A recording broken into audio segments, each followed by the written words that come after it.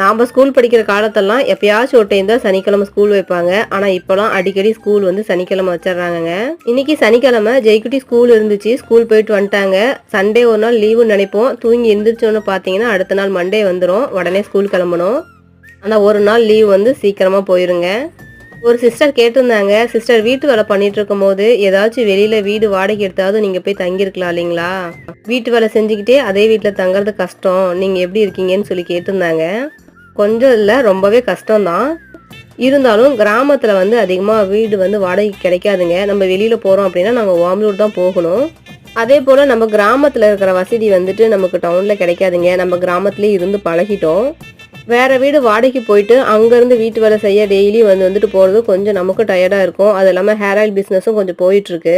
நம்ம பிஸ்னஸையும் பார்க்கணும், நம்மளுடைய வீட்டு வேலையும் பார்க்கணும். அதனால் அங்கங்கே அலையாமல் இந்த வீட்டிலே இருந்தே கொஞ்சம் கஷ்டப்பட்டு செஞ்சிடலான்னு இருந்துட்டோங்க.